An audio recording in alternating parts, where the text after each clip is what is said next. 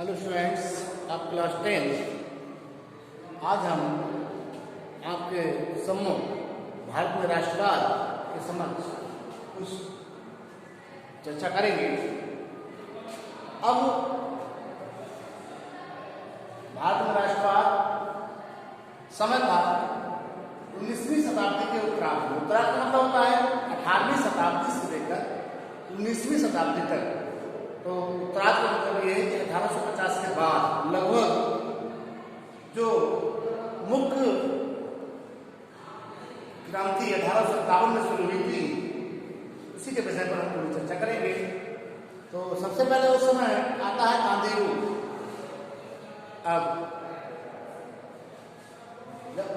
जब आया गांधी युग का 1919 से 1947 तक, और उन्होंने सत्याग्रह का, गांधी जी ने सत्याग्रह का आरंभ किया। तो सत्याग्रह का मतलब क्या होता है?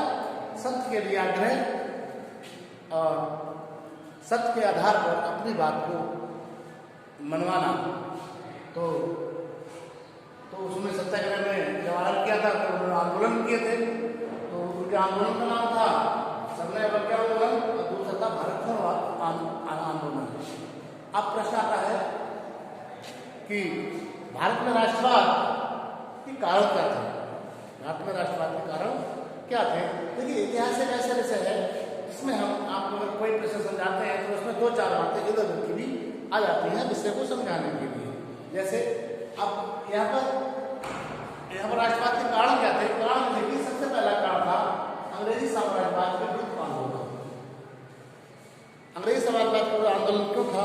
क्योंकि अंग्रेज जो तो हमारे यहाँ जब आए थे, भारत में आए थे, तो अंग्रेज हमारे यहाँ सिर्फ राज करने नहीं आए। सबसे पहले अंग्रेज हमारे यहाँ भारत में व्यापारी बनकर आए थे। और व्यापारी बनकर आए थे, उन्होंने सबसे पहले एक ईस्ट इंडिया नाम की कंपनी कोलकाता में लगाई थी। उसके बाद धीरे धीरे करके उन्होंने भारत में अपना साम्राज्य इतना बढ़ा लिया कि पूरे भारत पर ही कब्जा कर लिया। अब अतः अंग्रेज समाजवाद का आंदोलन क्यों शुरू हुआ? अंग्रेज समाजवाद का आंदोलन जब शुरू हुआ क्योंकि अंग्रेज जो थे वो भारत के विरुद्ध सारे कार्य करते थे। अपने नियमों को चलाना, भारत के लोगों को हे दृष्टि से देखना और भारत में कई तरह के अपने कानून लाना, लोगों को परेशान करना। लोग इतने परेशान हो गए थे भारत के कि आंदोलन के लिए तैयार हो गए।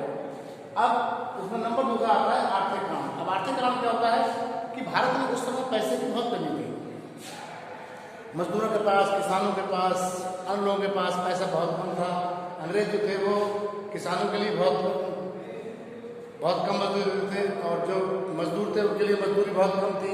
लोग जो नौकर पेशा थे, भारतीय लोग, उनकी तनख्वाहें बहुत कम थी। इसलिए भारत में बहुत ही पैसे की कमी थी। और क्या था कि जो हमारे उद्योग थे, उसमें बड़े उद्योग थे नहीं, छोटे छोटे उद्योग थे, कुटीर उद्योग वगैरह थे। तो जैसे कपड़ा उद्योग, तो जो हमारे भारत के जो कपड़ा बनाने वाले बुनकर थे, तो उन पर इतना कर लगा दिया था कि उनका कपड़ा महंगा पड़ने लगा था। और उन्होंने क्या किया था कि जो अपना विदेश से बना हुआ कपड़ा था उससे कर हटा लिया, तो वो बाजार में आकर सस्ता बिकने लगा। तो जब बाजार में आकर सस्ता बिकने लगा तो भारतीय कपड़े की बिक्री कम हो गई। इससे हमारे जो छोटे छोटे बुनकर थे, जो कुटीर उद्योग के मालिक थे, उन्हें अपने उद्योग बंद करने पड़े और मजदूरी करने के लिए मजबूर हो गए। क्योंकि उन्हें इतना घाटा होने लगा, अपने व्यापार में इतना घाटा होने लगा कि वो व्यापार करने लायक नहीं रह गए। तो उन्होंने अपने व्यापार को बंद कर मजदूरी करनी प्रारंभ कर दी। तो इसलिए जो आर्थिक कारण था, पैसे की कमी होने का भारत में ये कारण था कि भारत राष्ट्रवाद के लिए तत्पर हुए। नंबर 3 था अंग्रेजी शिक्षा का प्रचार। इसमें क्या था? अंग्रेज लोग जो थे वो अंग्रेजी बोलते थे और भारतीय लोग जो थे वो हिंदी बोलते थे। तो एक दूसरे की बात को समझ नहीं पाते थे। तो एक दूसरे की बात को समझने के लिए बीच में कुछ ट्रांसलेटर लगाए गए। ट्रांसलेटर का मतलब होता है कि उनकी अंग्रेजों की बातों को हमें समझा सके और हम अपनी बातों को अंग्रेजों को समझा सकें। तो इसके लिए थोड़ा अंग्रेजी शिक्षा का प्रचार किया गया। उन्होंने भारतीय लोगों को अंग्रेजी सिखाई और कुछ लोग जो अंग्रेजी सीख गए तो उन लोगों को उनके मामलों की जानकारी होने लगी और जो अंग्रेज जो कहते थे उनकी बात को भी समझने लगे। इसलिए जब और लोगों को वापस अंग्रेजों की सारी नीतियों को बताया तो लोग राजद्रोह पर आमादा हो गए और क्रांति की ओर अग्रसर हुए। और चौथा था मध्यम वर्ग का उदय। इस बीच क्रांति के बीच मध्यम वर्ग का उदय हुआ। मध्यम वर्ग का मतलब होता है जैसे वकील हैं, डॉक्टर हैं और अन्य पेशे से जुड़े हुए लोग हैं। तो जब इन लोगों से जुड़े हुआ तो ये लोग शिक्षित भी थे और लोग इनकी बातों को समझते थे और इनकी बातों को मानते भी थे। जब मध्यम वर्ग का जब यहाँ मध्यम वर्ग का उदय हुआ तो लोग तो ये अपनी बातों से लोगों को समझाने लगे और लोग इन भारतीय बातों को ध्यान से सुनने लगे। और अंग्रेजी जो हमारे राजशाही थी उसकी हुकूमत के बारे में अच्छी बुरी बातें बताने लगे, उसके बारे में सारा बताने लगे। तो उनको पता लगा, तो इससे ये भी इसमें राष्ट्रवाद का कारण बना। उसके बाद आता है साहित्य व समाचार पत्रों का योगदान। इस बीच कुछ समाचार पत्र वगैरह छपने लगे। जो लोग गांव में रहते थे और तो उन्हें शहर की बातें पता नहीं थी, जो लोग शहर में रहते थे उन्हें गांव की बातें पता नहीं थी, लेकिन समाचार पत्रों के माध्यम से और साहित्य के माध्यम से एक दूसरे की खबरों को पता हमें लगने लगे। गांव की खबरें शहर में जाने लगी और शहर की खबरें गांव में आने लगी। तो इससे पता लगा कि लोगों में जन सूचनाएं पहुंचने लगी और लोग इनकी बातों पर ध्यान देने लगे। तो इसलिए वो भी राष्ट्र के आंदोलन में शुरू हो गए, इसमें शामिल हो गए। और 5 में जगह था सामाजिक और धार्मिक सुधार आंदोलन। देखिए ये सामाजिक और धार्मिक आंदोलन का प्रभाव था, ये भी हमारे समाज में पड़ा। क्योंकि पहले जो थी बहुत ही कुरीतियाँ थी। जैसे पुराने समय में जैसे किसी महिला का कोई पति मर जाता था तो उसको उसकी चिता के अपने पति की चिता के साथ सती होना पड़ता। बताइए कोई प्रथा हुई कि अगर एक तो उसका पति मर गया और वो भी उसके साथ मर जाए। तो इन प्रथाओं को समाप्त करने के लिए सबसे पहले राजा राममोहन राय ने आंदोलन किया और एक साहसी कदम उठाया कि उन्हें इस प्रथा को खत्म किया जाए। तो उनके साथ भी बहुत से लोग जुड़े और इन प्रथाओं को समाप्त किया। अंततः इन प्रथाओं को समाप्त कर दिया गया। तो ये सामाजिक और आर्थिक सुधार आंदोलन का प्रभाव भी हमारे जो हमारा भारतीय समाज पर था उस पर बहुत ठीक प्रकार से पड़ा। और ये भी एक हमारे भारत में राष्ट्रवाद का जो उदय हुआ उसमें एक मुख्य कारण बना। उसके बाद था नंबर 7 प्रजातीय विभेद की नीति। प्रजातीय विभेद की नीति क्या थी? अंग्रेज जो थे वो भारतीयों को बहुत ही हे दृष्टि देखते थे, भारतीयों को खाला कहते थे। अंग्रेज जो थे वो भारतीयों को हे दृष्टि से देखते थे और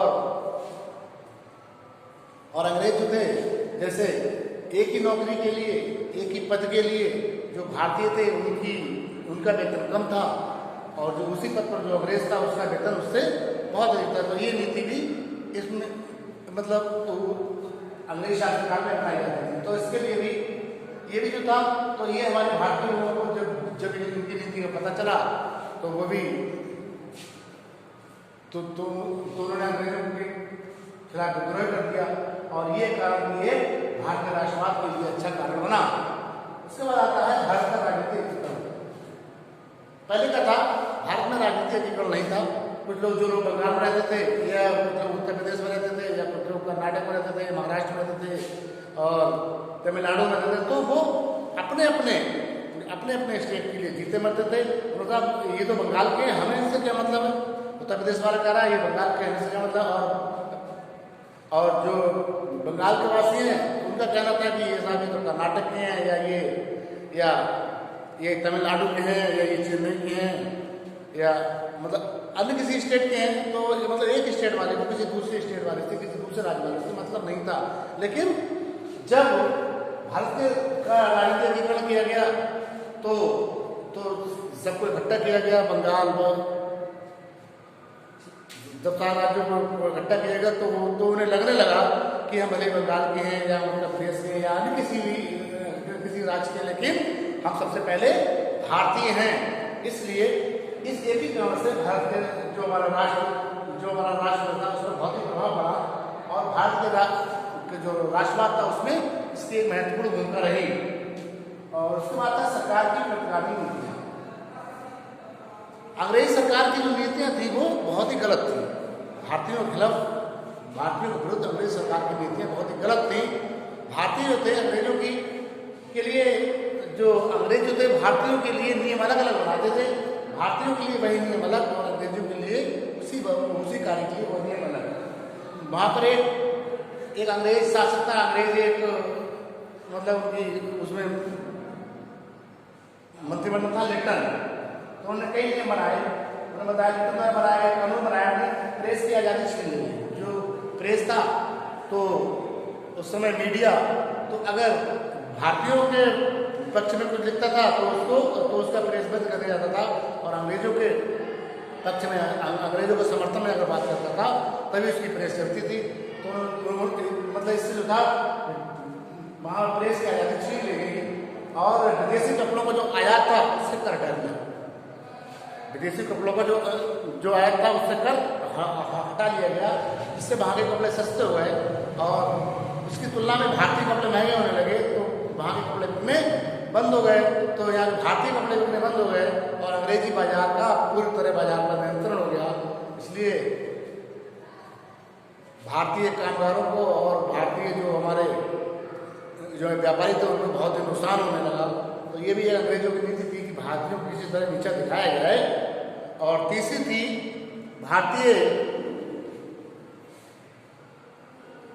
लोग, एक नियम बहुत ही गलत बनाया था कि भारतीय लोग हथियार नहीं रख सकते थे। उस समय बंदूक, भाला और इस तरह के हथियार जो लाइसेंस हुआ करते थे उन पर अंग्रेजों के लिए तो ये हथियार मानते, लेकिन भारतीयों के लिए हथियार मान नहीं दिया था। सारे जो कानून थे, सारे कानून जो उन्होंने अंग्रेजों द्वारा बनाए गए थे वो सब भारतीयों के विरुद्ध थे और सब अंग्रेजों के पक्ष में थे। इसीलिए भारत के लोग राष्ट्रवाद की ओर अग्रसर हुए और भारत में राष्ट्रवाद का उदय हुआ। इसके बाद, इस वीडियो के बाद मैं इससे संबंधित प्रश्न आपको PDF के माध्यम से भेजूंगा, आप उसको नोट करें और इस लेक्चर को ध्यान से सुनें।